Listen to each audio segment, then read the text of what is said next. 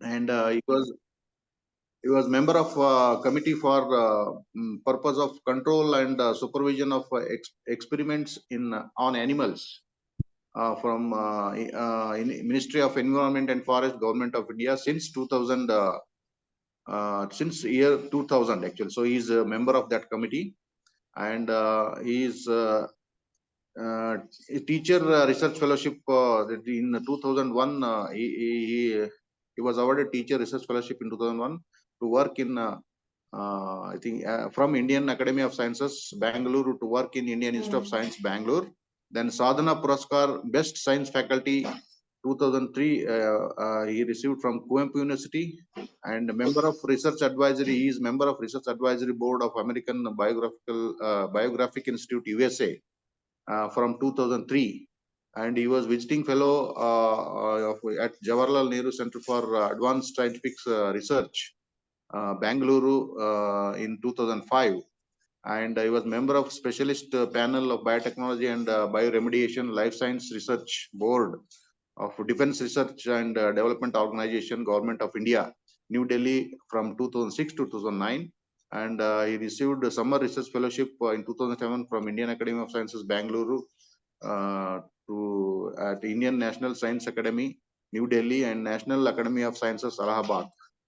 And he also received Dr. Shivam Memorial Lecture Award from Microbiological Society of India in 2007, and Best Research and Resource Person to Talent Development Center, Indian Institute of Science, Chittadurga. He is working as resource person, and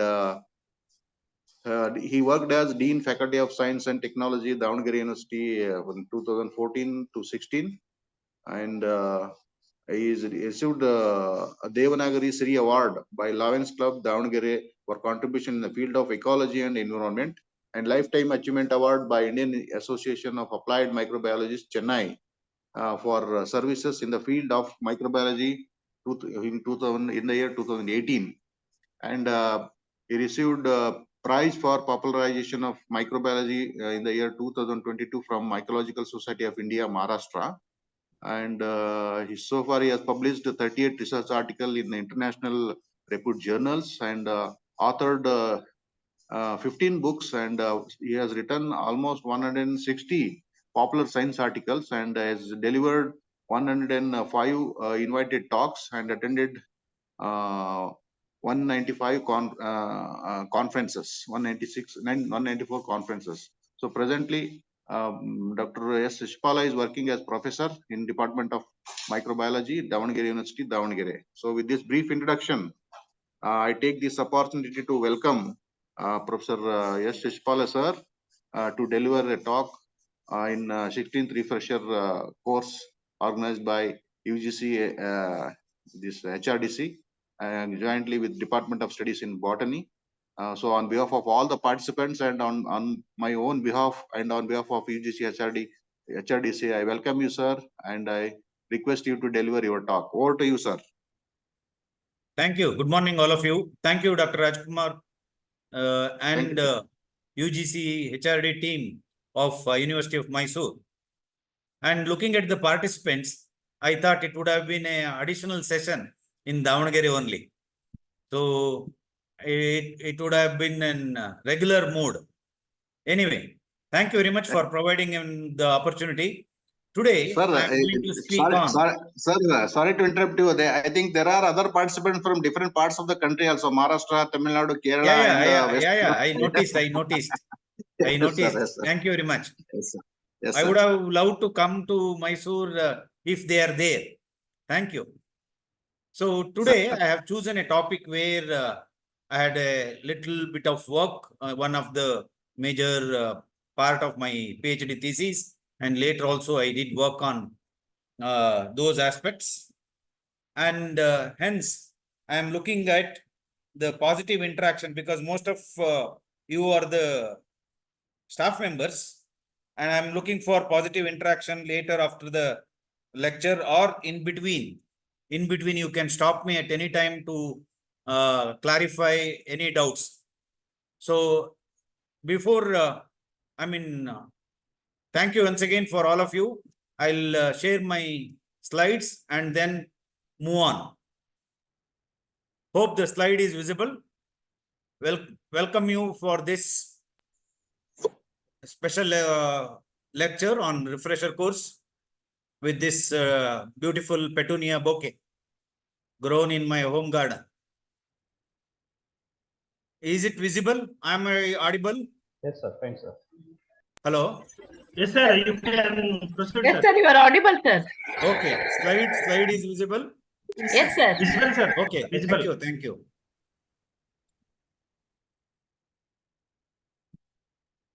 So the topic which I have chosen to discuss today is immunochemical techniques in life science research. A lot of work has been done in different aspects of immunoassays. Basically, we are looking at antigen-antibody interactions and being applied in several fields like diagnostics, toxicology, oncology, environmental monitoring, and things like food pathogen detection and things like that. So I will discuss some of the important techniques being used. I said immunochemical techniques, and I have put monkeys here. I'm not going to speak on evolution, but today I know it is an online program, and if my lecture is getting bored, some of you may be like a first monkey on your left hand side. The other, you may go to sleep, or somebody may be involved in busy with their, though you are in online, you are busy attending your other work. Yeah, like this. You see, you are involved in some other work, you are online in your mobile, but you are involved in some other work. But it is early morning. I am sure the topic will be interesting for you. A perfect world always you think of, you dream of, is having happy things around. Good, obedient wife or husband, children, a lot of salary, no work. So one can enjoy life. That is the perfect world everybody dreams of. But in reality, it is not so. You are troubled with, as soon as you get up in the morning, one nose is blocked, or there is a half headache, or full headache, or there is a constipation or loose motion. So some of the problems associated with our health are due to pathogenic microorganisms, pathogens, disease-causing organisms. Disease, you are not in ease. So organisms responsible for diseases are being referred as pathogens. When we look into the history of warfare, people always remember an accident or any other diseases like plague, cholera, COVID, who can forget? And they have gone into the novel stage and the screen. But no one has made a successful story of a role played by microbes in the intestine or your stomach. So gut microbiome is the new concept of studying microorganisms in your gut and how do they contribute. And they stimulate your immune system.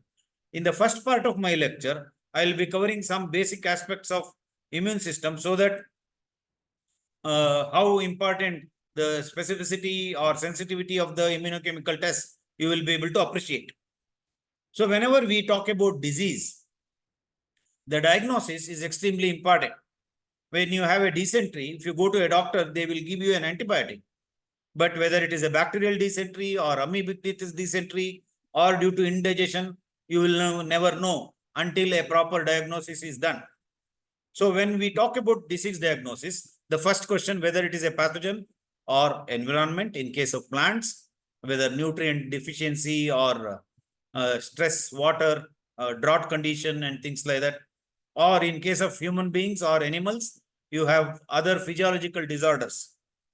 When we talk about infectious diseases, many organisms like fungi, bacteria, nematodes, molecules, the protozoa, the viruses or viroids in case of plants, then parasitic higher plants do cause, like cuscuta or striga, do cause problems for the other plants. Then there are non-infectious diseases, for example, diabetes or asthma or allergy So some of these are non-infectious and cannot get transferred from one person to another person. Of course, some of them are hereditary.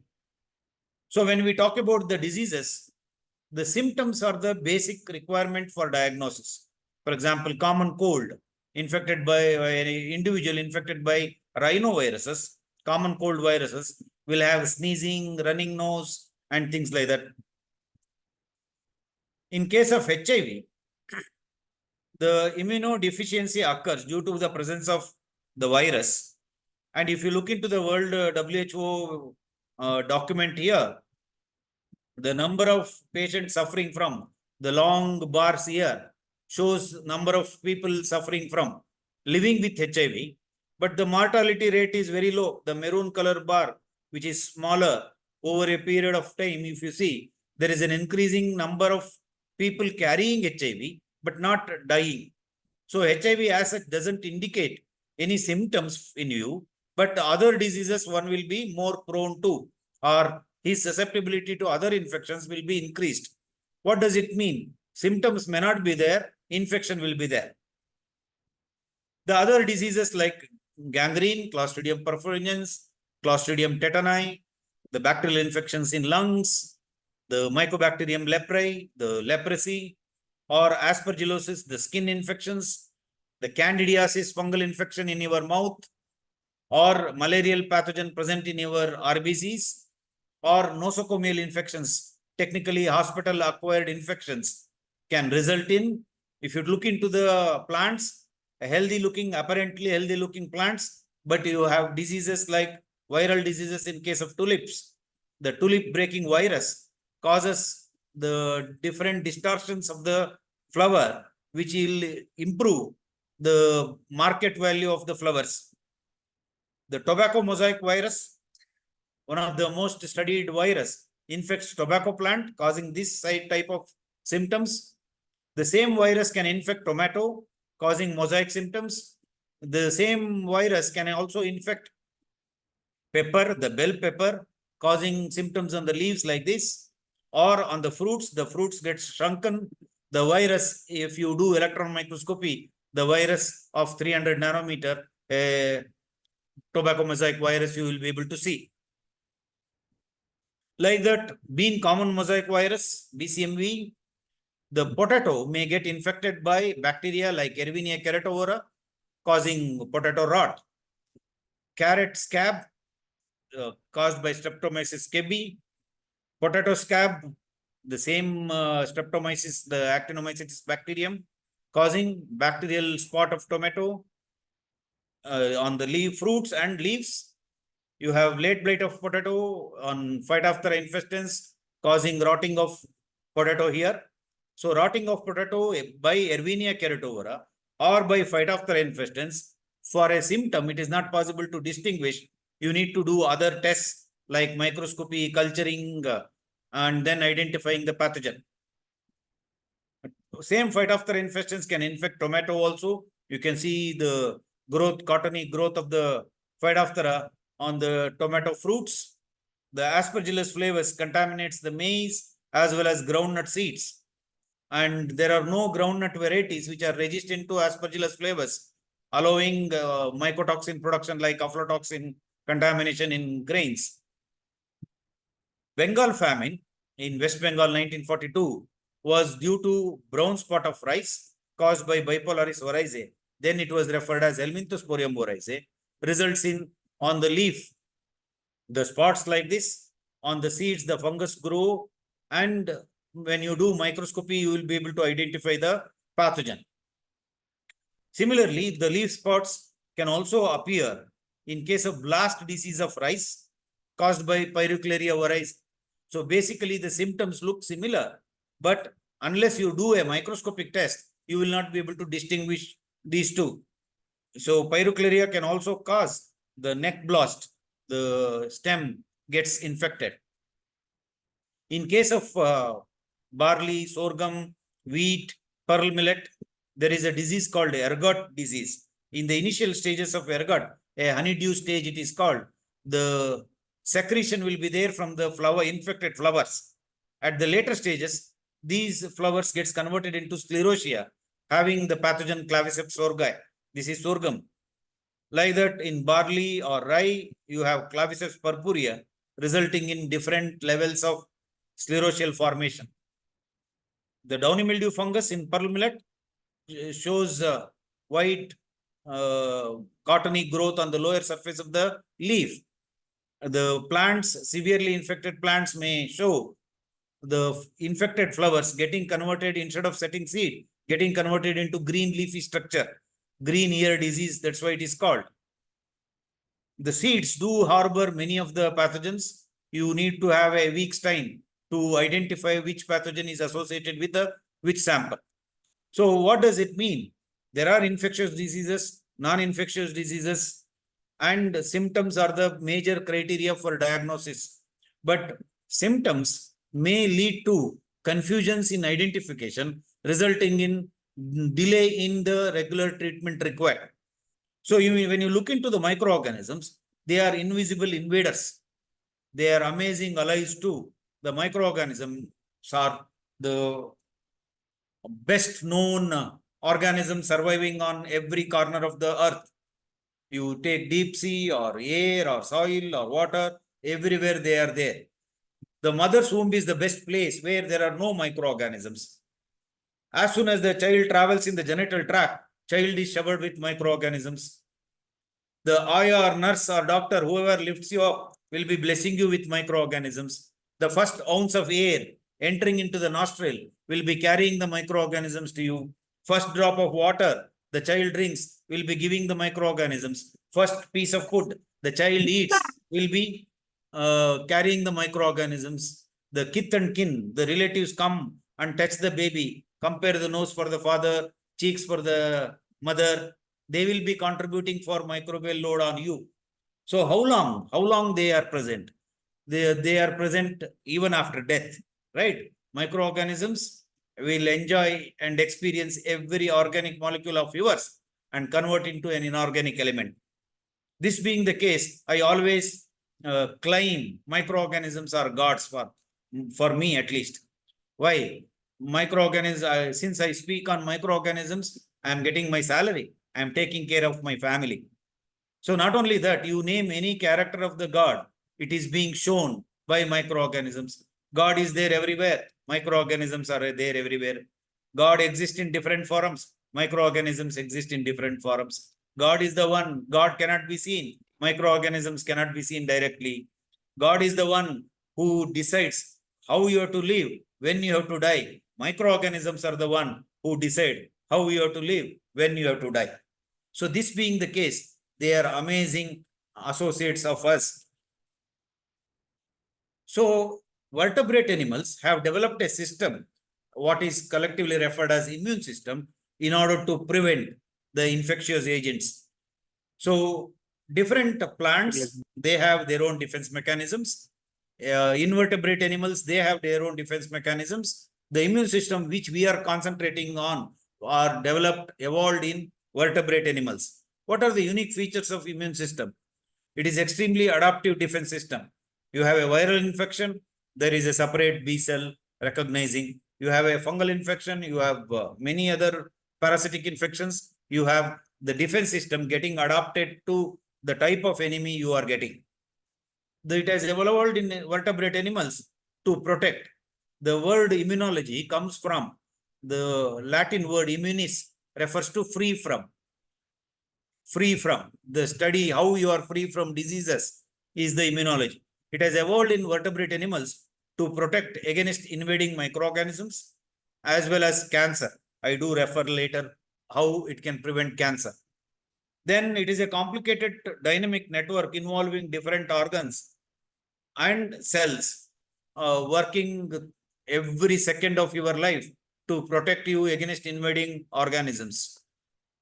The recognition, most important for immunochemical test, is the specificity.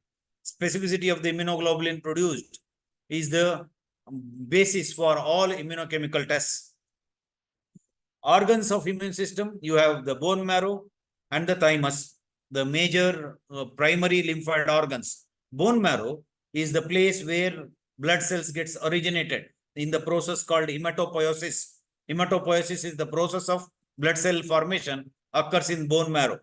Hematopoietic stem cells, apart from totipotent, they do divide on their own. Apart from self-renewal ability, they are pluripotent. That means they can become B lymphocyte, they can become T lymphocyte, macrophage, natural killer cell, mast cells, NK cells, eosinophils, all sorts of cells get originated from hematopoietic stem cells. That's why they are referred as pluripotent.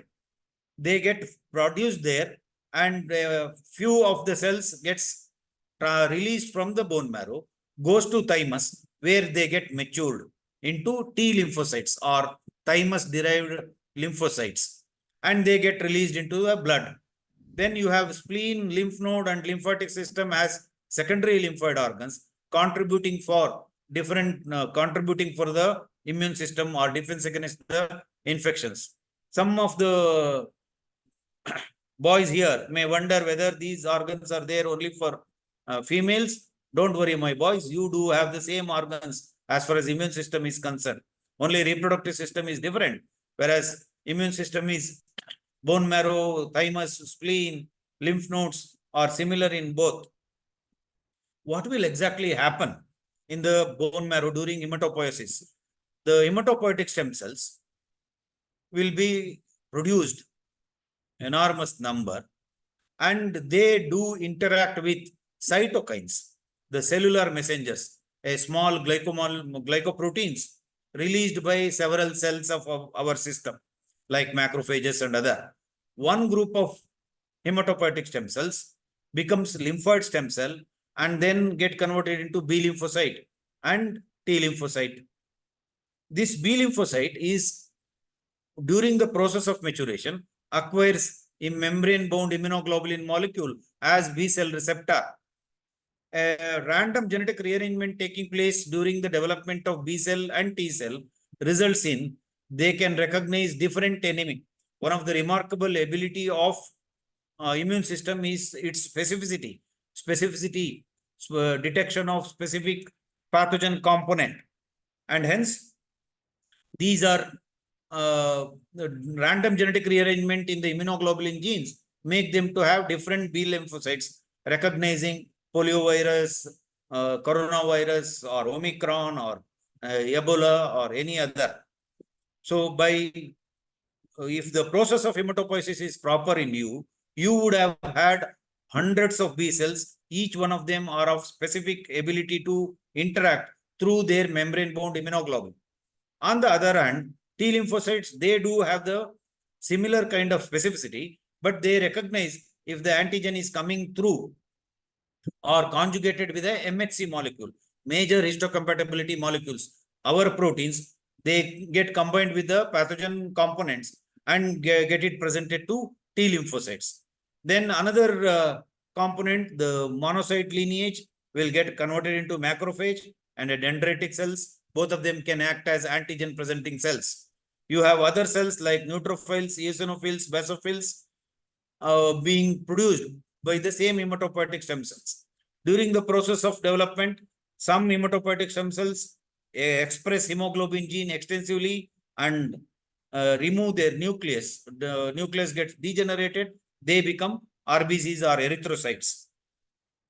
So collectively, except erythrocytes, all other cells are put together, referred as WBCs. The process of immune system, when a pathogen enters with you, the B lymphocytes, through their membrane-bound immunoglobulin molecule as B cell receptor, recognize the pathogen component, antigenic determinant present on the pathogen, or epitope present on the pathogen. Once the recognition occurs, it gets the antigenic stimulus, the B cells starts multiplying. Some of the B cells will become memory cells, other B cells will become plasma cells and able to secrete the immunoglobulin of the same specificity. For example, polio, you are vaccinated or you have got a poliovirus infection. B cells recognizing poliovirus starts multiplying and starts secreting the immunoglobulin against polio. So highly specific. To do this work for B cell, T cells, particularly TH cells, T helper cells, secrete the cytokines, which will again stimulate B cells to get converted into plasma cells to secrete the immunoglobulins. So this contributes for humoral response. Humor is the body fluid. Immune response found in the body fluid is humoral.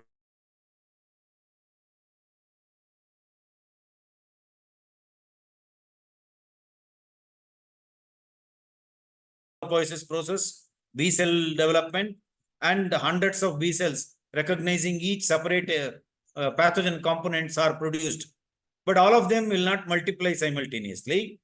Then only one kind of B cell where the antigen, for example, you get a common cold infection, rhinovirus recognizing B cell, or you have been vaccinated for polio, polio recognizing B cell, gets the antigen stimulus, starts multiplying. This is called clonal selection. And since the number gets expanded, it is called clonal selection and expansion for antibody response. And few cells will become short-lived plasma cells and they secrete the antibody molecule. So in a nutshell, as far as the immune response is concerned, you have several infections. Antigen presenting cells will catch hold of the pathogen, show it to the TH cells. TH cells will produce cytokines which trigger the B cells, and B cells will getting converted into plasma cells, produce the antibody molecule, the immunoglobulins. Then this is the basic requirement. That means you are capable of producing highly specific antibodies. And scientists have worked for utilizing the specificity of the immunoglobulin molecules for the benefit of diagnosis and other. So immunochemical methods of analysis based on use of antibodies, specific antibodies or their derivatives as chemical reagents for analyte specific assays. You want to detect a particular antigen, particular disease causing organism, or a pesticide in the soil or water, you will be able to make use of such.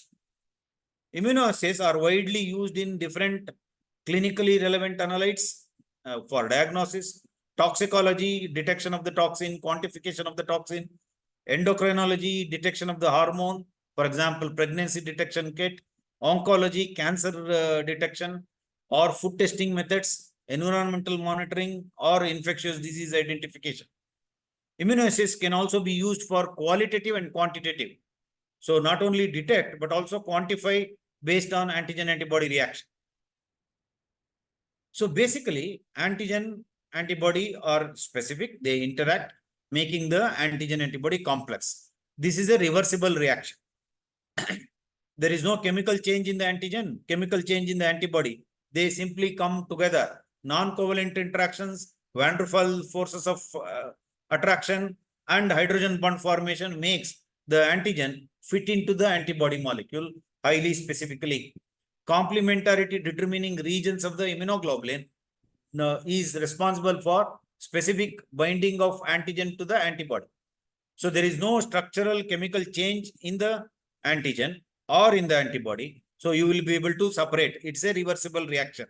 So by changing the condition, one can reverse. Unlike enzyme substrate reaction, where the substrate would have got degraded into end product, here no such thing will occur.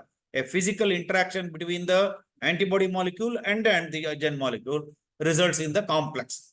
The antigen-antibody complex formation is the basis for specific detection of a particular pathogen or any other molecule. But you need to have a detection method. So most of the immunoassays, a detectable label is attached like a fluorochrome, or an enzyme is attached to the immunoglobulin molecule in order to make the analysis detectable. So having said that, let me brief you what are the immunoglobulins molecules. They are host proteins, particularly glycoproteins, produced in response to a foreign molecule or organism or another agent. They are synthesized by, as I mentioned earlier, plasma cells, which are terminally differentiated B lymphocytes. At the fag end of their life cycle, they become plasma cells and secrete the immunoglobulin. The immunoglobulins get circulated throughout the blood where they can bind to the antigen, provide the protection required. So first time when you are getting exposed, it will take up to 17 days for the primary response, antibody concentration keeps on increasing. But if the same organism or antigen has not entered into you, then the antibody concentration keeps on coming down. The half-life period of an immunoglobulin like IgG is 28 days. When the same pathogen enters you again, the memory cells are more. So the secondary immune response is fast, rapid, and within 2 to 5 days, you will have higher level of antibody production. That's how you differentiate primary immune response from secondary immune response. Primary immune response, first time exposure. Secondary immune response, subsequent exposure to the same antigen. So blood has got a liquid portion of the blood is called plasma, which can be collected by centrifugation. But liquid portion of the blood without clotting factors, fibrinogen gets converted into fibrin and clotting occurs and you get a straw colored or cream colored liquid, the supernatant clear liquid is called serum. Serum containing the immunoglobulins is called antiserum. And that antiserum is used for diagnosis. The antiserum directly from the animal is being used for many purposes, including immunotherapy. The different B cells produce immunoglobulins secreted into the blood, which can be collected through the serum.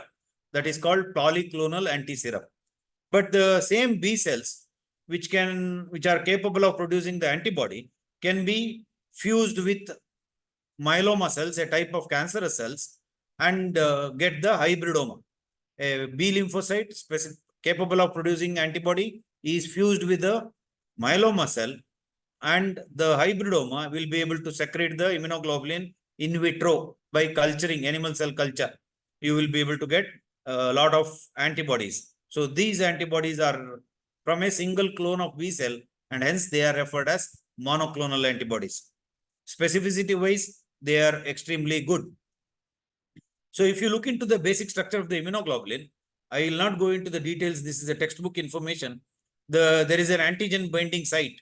Each immunoglobulin molecule has got two light chains, similar light chains, two heavy chains. A part of the amino terminal of the light chain, part of the amino terminal of the heavy chain comprises of antigen binding site.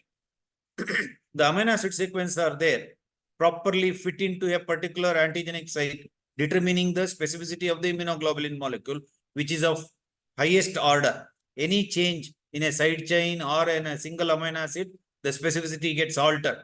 So this property of the immunoglobulin to bind to a particular specific antigen is being made use. So as you can see here on the left-hand corner, the antigen properly sits into the antigen binding site. So resulting in specificity. If there is any variation in the antigen, it will not bind to the antibody. So this specificity is being made use of. So there are different classes of immunoglobulin. IgM is a pentamer having 5 immunoglobulins, which can bind to 10 antigenic determinants of the same type.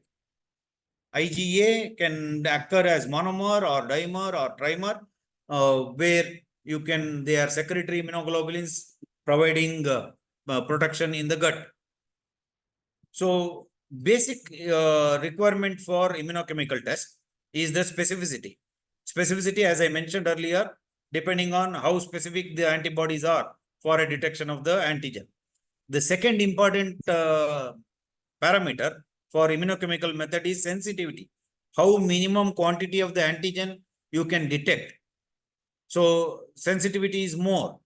Like for example, agglutination or ELISA, sensitivity is more. You can detect minimum quantity of antigen by ELISA. So like that, specificity and sensitivity are the two important integral part of any immunochemical test. So when I say antigen, the whole bacterial cell or a virus particle can be an antigen, but it has got many antigenic determinants or epitopes. As you can see here, each epitope will be considered as a separate entity by binding of the immunoglobulin molecule. Immunoglobulin binding to one epitope will not bind to another because of its specific interaction with the complementarity determining regions of antigen binding site in the immunoglobulin. Whereas For example, you see there are many types of epitopes on the top of the screen, but only one which fits in properly to the antigen binding site can interact. There are small molecules which cannot have the immunogenicity because it doesn't require the size required for immunogenicity is not there. Small molecules like penicillin or aflatoxin or a pesticide or herbicide, they themselves, when it is injected to an animal, they don't produce antibody, induce antibody response. That's why they are not immunogens. They are called haptons because they are conjugated with a carrier protein like bovine seroalbumin. They become immunogenic and you will get anti-hapton antibody. A free hapton can react with a anti-hapton antibody. They themselves don't induce the immune response or antibody production, but when it is conjugated with the another carrier molecule, induce. For example, haptons are the small molecules. When it is conjugated with the carrier molecule, hapton carrier conjugate is there, which can induce immune response, get specific antibody for the hapton, then free hapton molecules can react with. So, for example, aflatoxin B1 cannot induce immune response, but it is conjugated with BSA. Antibodies for aflatoxin are produced and being used in ELISA for detection and quantification of aflatoxin in foodstuff. So, as I mentioned earlier, the basis for antigen-antibody interaction is the specificity, affinity, strength of the total non-covalent interactions between a single antigenic binding site and an antibody molecule of a single epitope. Then avidity, there is another term, the total strength of multiple interactions occurring. So you have two bivalent or, for example, pentavalent IgM. When they interact, avidity is more. So affinity, a single epitope and paratope or antigen binding site interacting, the strength. Then the avidity, the multiple interactions occurring between a multivalent antibody and an antigen is the avidity. There is an interesting parameter called cross-reactivity. You are producing antibody against one, but it will react with the other. Why it is so? It is specific, definitely. Antibody produced against one antigen reacts with another antigen. It is because these two different antigens share a common epitope. Two epitopes of different antigen possess similar chemical properties. For example, you remember smallpox was eradicated from Earth 1977 October because of cowpox being used. Cowpox and smallpox were sharing the common antigenic determinant. So the antibody produced against cowpox as a vaccine was able to prevent smallpox. So cross-reactivity also need to be considered for whenever we talk about antigen-antibody reaction. Here you have an antigen with multiple epitopes there. Different antibodies will be able to bind to different epitopes. So based on these properties, the several immunochemical tests have been designed. One is agglutination reaction. Agglutination reaction where a particulate antigen interacts with the antibody results in clumping or agglutination. If you are using bacteria, it is called bacterial agglutination. Latex beads are being used, latex agglutination. Performed in tube agglutination. Performed on a slide, blood grouping, heme agglutination or slide agglutination. Then one can also use for influenza virus detection, agglutination inhibition assays are available. For example, this is one common, I will not go into the details. RBCs having the antigens, it will interact with the antibodies resulting in agglutination, heme agglutination on slide, responsible for blood grouping determination. Then bacteria like salmonella are being detected by bacterial agglutination methods. Brucella detection, you can see there the small microtiter plates, the positive reaction where agglutination reaction has taken place, a negative reaction is not. So the cells are settled on the base. So Brucella detection, this test is being used. The second category of test is immunoprecipitation, where a soluble antigen interacts with the antibody, resulting in a immunoprecipitate. A soluble antigen in agglutination reaction, a particulate antigen interacting with the antibody. Here in immunoprecipitation, a soluble antigen interacting with the antibody resulting in a precipitate. So precipitation reactions can be done in fluids or in gels. In gels, there are three modifications. One is radial immunodiffusion, Mancini method it is called, Octroloni double diffusion test, or immunoelectrophoresis. In these three, the basic principle is immunoprecipitation, a soluble antigen interacting with the antibody molecule. For example, radial immunodiffusion, here the medium is incorporated with the antibody molecule. Each well made in the petroplate or medium, you put the different antigens, different concentration also. The formation of the ring here will indicate that immunoprecipitation has formed and that particular antigen is present in the sample. The size of the ring will also indicate the concentration of the antigen present in the sample. So a graph, a standard graph can be done based on the diameter of the ring, immunoprecipitation ring versus antigen concentration for determining the unknown concentration of a antigen in a sample. The other one is immunodiffusion test. This is from my thesis. A Sclerospora graminicola, the downy mildew pathogen, I had produced antibody. Whether the antibody is specific or not, the antibody was taken in the central well, numbered as 1. The well A contained infected leaf extract. The pathogen component is there.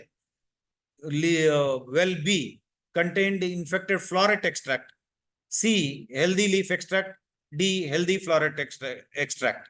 When you see, there is a clear immunoprecipitation line being formed between 1 and A, 1 and B, indicating that there is a pathogen component and the antibodies are specific to pathogen because it is not interacting with the healthy tissues of the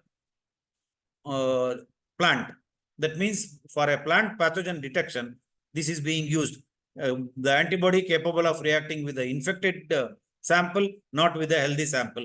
I have stained the reaction with the Comasi brilliant blue. Antigen antibody complex precipitation is a protein complex. So here we were able to detect the same antibody. We wanted to know whether it can cross react with other pathogens. The A had Sclerospora graminicola, B Pernosclerospora sorghai, C Chaetomium globosum, D Trichoderma, E Aspergillus flavus, Bacillus subtilis, several other fungi and bacteria were tested. This indicated specificity of the antibody to the pathogen Sclerospora graminicola only. So immunoprecipitation by Octroloni, where both antigen and antibody diffuses through, forms different configuration of immunoprecipitation lines. If it is continuous, the antigen present in the two wells are of similar.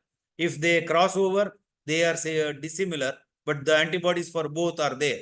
If there is a spur formation, partial serological relationship can also be assessed with the Octroloni double diffusion test. Then immunoelectrophoresis, you run the antigen by electrophoresis, then make a trough, load the antibody, the antigen diffuses through, the antibody diffuses through and forms the precipitin line like this. So you will also be knowing which component of the antigenic mixture is reacting with the antibody. Then immunostaining, where you need to have an immunoglobulin with a detection like fluorochrome, so which can be used to pinpoint subcellular localization of the protein antigen or detection on the cell surface.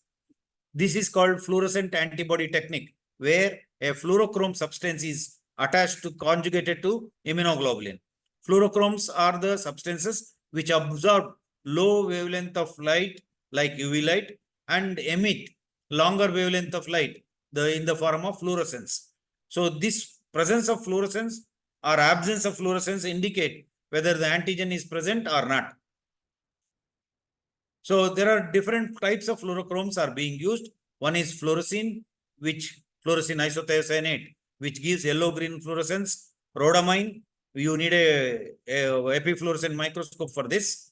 Deep red fluorescence, phycoerythrin emits red fluorescence. These are used as fluorochromes to conjugate with the antibody molecule.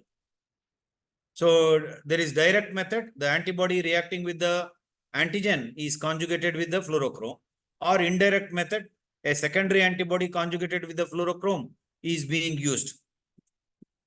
So in case of indirect method, you take a slide, make your sample plated on that. You use the primary antibody reacting with this. If the antigen is there, primary antibody will bind. Primary antibody, if it is there, secondary antibody in the next step will bind conjugated with the fluorochrome. And when you observe under fluorescent microscope, you will be able to see fluorescence. So presence of the fluorescence indicate antigen is present. It is a qualitative method. You can see here, this is Sclerospora graminicola sporangia on a normal light microscope. But when I had treated with immunofluorescent antibody, it fluoresces fluorescein isothiocyanate, gives the greenish yellow fluorescence of a sporangium, indicating the antigenic determinants are on the surface of the sporangium. Like that, people have done for yeast, the epifluoro using the detection of antigenic determinant in case of GRDA. Interestingly, the same has been used for detecting autoimmune disorders in case of human epidermal cells using anti-nuclear antibody. You can see the first one, the speckled cells, the C completely covered. So using anti-nuclear antibody for human epidermal cells using a fluorescent isothiocyanate fluorochrome, they are able to identify different autoimmune disorders. Then enzyme immunoassays. One is enzyme linked immunosorbent assay, ELISA. The other one is ELISpot, the Western blot, dot immunobinding assay, DIBA, chemiluminescent assays, and immunohistochemistry. Briefly touching upon these, there are different basic types of ELISA, direct, indirect, sandwich, competitive ELISA. I will not go into the details. One which we use, which I have used, is avidin biotin system of amplification. There is a antigen, the primary antibody will bind, secondary antibody conjugated with the biotin will bind. The biotin attracts avidin carrying the enzyme. So amount of enzyme present will lead to substrate getting converted into end product. So qualitative and quantitative determination of the sample you can do here. The sensitivity can be increased by using avidin biotin system of amplification. So these are the steps involved. You need a multi-channel pipette. Then this is the ELISA plate showing the color reaction. Once the enzyme reaction is stopped, as you can see in between, this is a 96 well plate.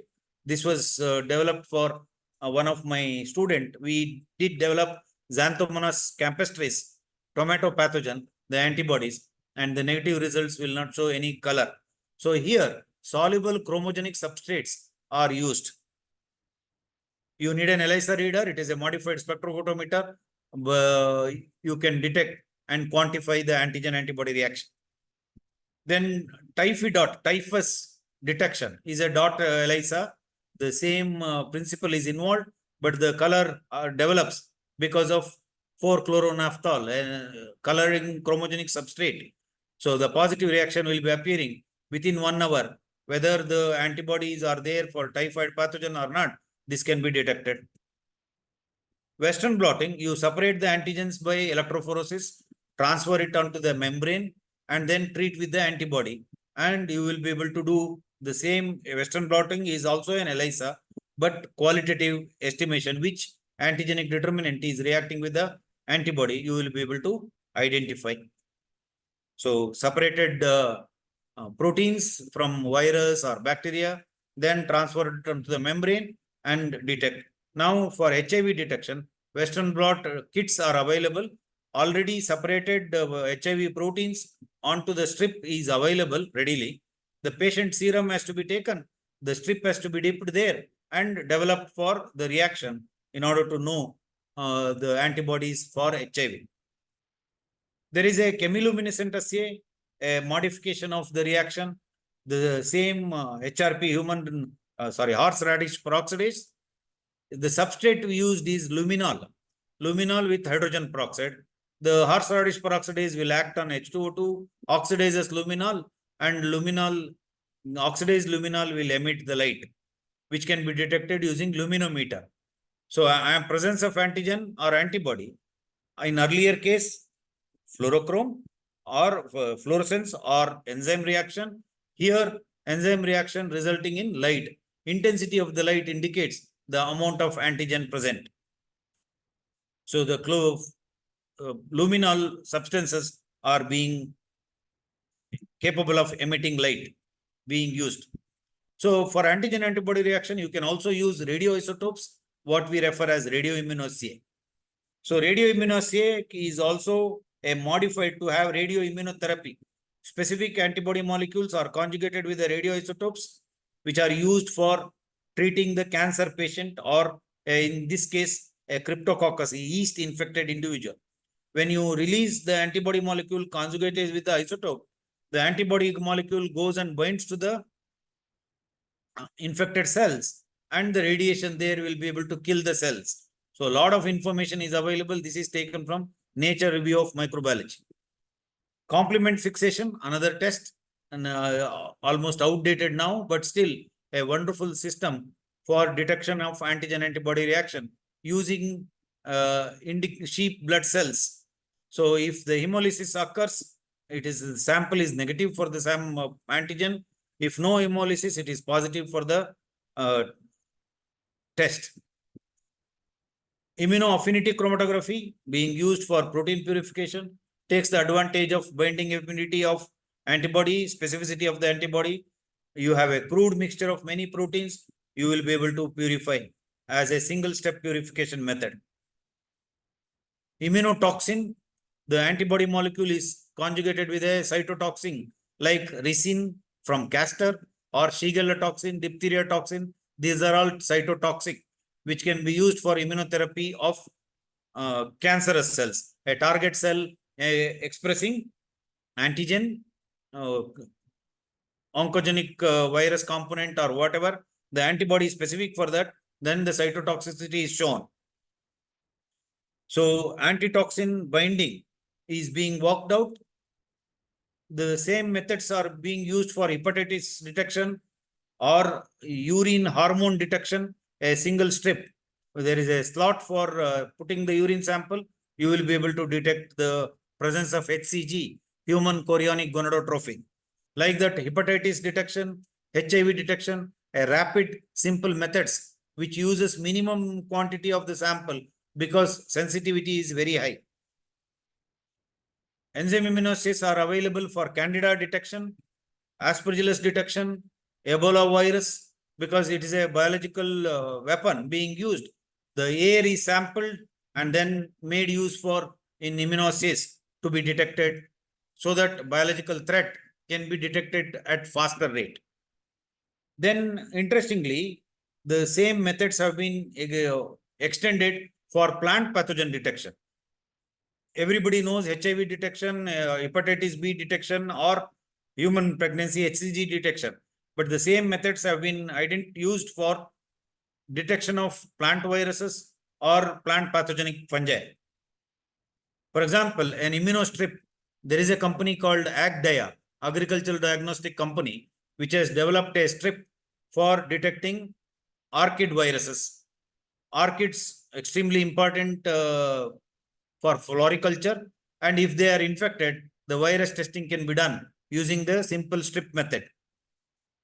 So Dr. Orchid virus, they have made an ELISA kit for detecting orchid viruses. Like that, aflatoxin, the shipload of pepper goes from India to US, and in USA, the tolerance limit for aflatoxin is 0%. So they have a monoclonal antibody based ELISA system for detecting nanogram, picogram level of aflatoxin. If the nanogram or picogram level of aflatoxin is detected in pepper, the whole thing is sent out. The whole shipload is rejected and it is being sold here. And we have a lot of tolerance. We don't have any method to detect whether aflatoxin is present in the pepper what we use. So for production of healthy, the other important immunoassay is for vaccine development, oral polio vaccine. If shortly being, there are 3 strains of polio viruses. One is strain Mohani, the other one is Sabine type oral polio vaccine was developed by Alfred Sabine. It was passed through monkey kidney cell cultures, and the 2 drops, do boon zindagi ki, was having 3 different strains of polio.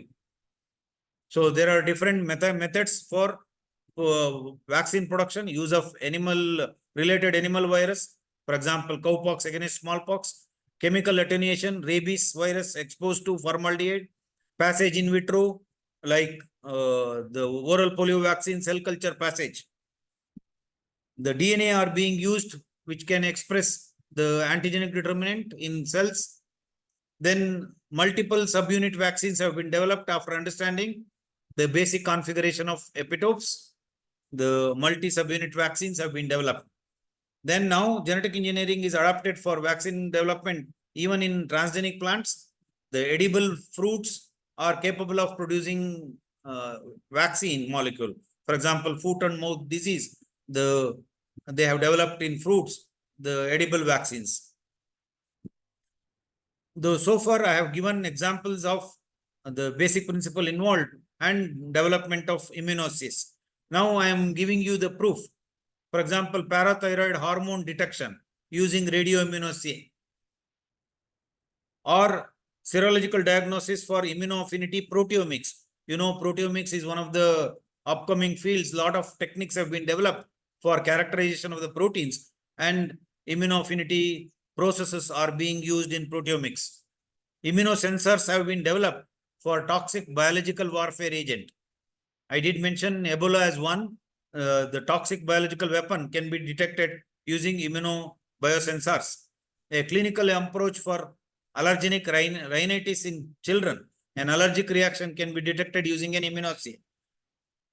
SARS immunosensors for cancer markers detection. All these are 2023 publications published in different biosensor journal or children or materials journal.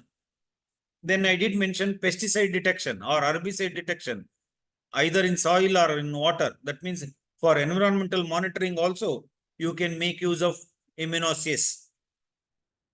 So in conclusion, immunoassays are based on selective, reversible, non-covalent binding of antigens to by antibodies. The immunoassays are simple, rapid and robust, but highly sensitive. Minimum quantity of nanogram, picogram level of antigens you will be able to detect. They can be easily automated. For example, 96 well plate using an ELISA reader, you will be able to do 45 samples at a time with duplicates. So within an hour, you will be able to read. So easily automated laboratories, mostly based on photometric methods, fluorometric methods, or luminometric methods. The measurement may be either qualitative, just detecting the antigen, or quantitative also, knowing the amount of antigen. So immunoassays have become handy in most of our diagnostic, oncology or toxicological studies, and highly useful. By using these, you will be able to fly high and reach your goal. Thank you very much. And I have my email and mobile number here for any interaction later if it is not permitting here. Thank you. I will look forward for questions from you.